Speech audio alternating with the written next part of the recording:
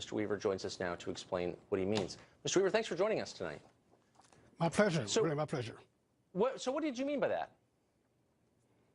Well, you know, in the early 70s and late 60s, we were demonstrating and protesting for the right to compete as adult citizens in America. We were not demonstrating to be taken care of better. Now, Congressman Lewis, he marched across the Pettus Bridge, and they beat him and ran over him. But those were Democrats. It was Democrat. George Wallace stood in the schoolhouse yard. It was Democrats, Bull Connors, that oppressed folks. It was Democrats that voted for the litmus test called the literacy test and the poll tax. He was fighting Democrats. But after they beat his behind on that bridge and ran over him and stomped him on the ground, he got up and turned and joined them. He joined the oppressors and became a stooge for them, where he was now sitting and presiding over the destruction of the black community, the destruction of the black men, the destruction of the black woman with drugs and gangs. He has presided over the worst school system in the world, where black people are learning only to be gang prep. So I'm outraged that the demonstration that he had early in his life has turned into a subjugation of his rights and authority as a black leader. So when you say he's presided over, are you speaking of his congressional district? Not just his congressional district, but the Congressional Communist Black Caucus that has every district they own and control is a ghetto hellhole. It's a place that no one wants to go to. They're in control of every inner city school system, every inner city police, every inner city jail. They have produced nothing but drugs and misery. Black-owned businesses, black-owned housing has been reduced. They have presided over the destruction of black people. They should be ashamed of themselves, and I don't understand why any black person could be a Democrat. Huh. Interesting. So you believe that John Lewis, when he gets up and says anything, is already discredited because of what he's failed to do since the civil rights era? He has done nothing.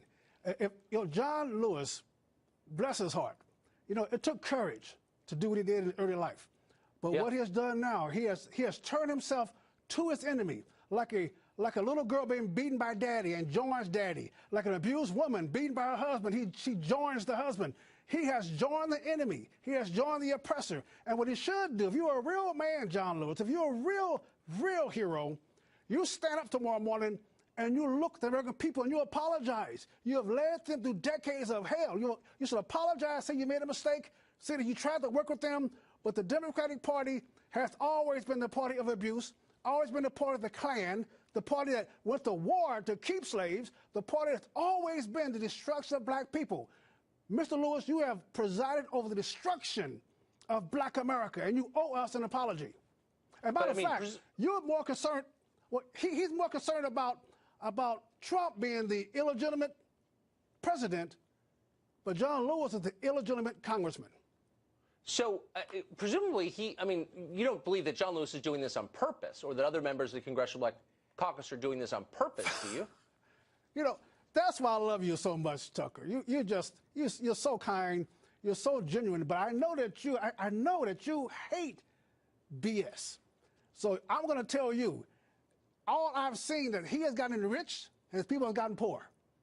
The Black Caucus has gotten more power and influence, and the black people that are presiding over has gotten poor. More drugs, more gangs, less business, less home ownership, less education, more jail, more drugs. Now, if you did that in your job, you'll be fired. If you did that in any place else, you'll be fired. The worse black people are, the poorer we are, the stronger the Congressional Black Caucus is, the more powerful Democrats are, the worse off black people are. So I'm just saying, as a citizen of America, looking around my country, I'm saying that every place you find black people and Democrats, you find poverty. Now, wait for someone to say, well, I'm wrong. You find disgrace, you find degradation, you find no jobs, you find a place that is utterly unlivable. That's his legacy. Huh. Mason Weaver, not a mincer of words. Thanks for joining us tonight with your perspective. Stay right. Appreciate it. Stay right. We got to just stay right.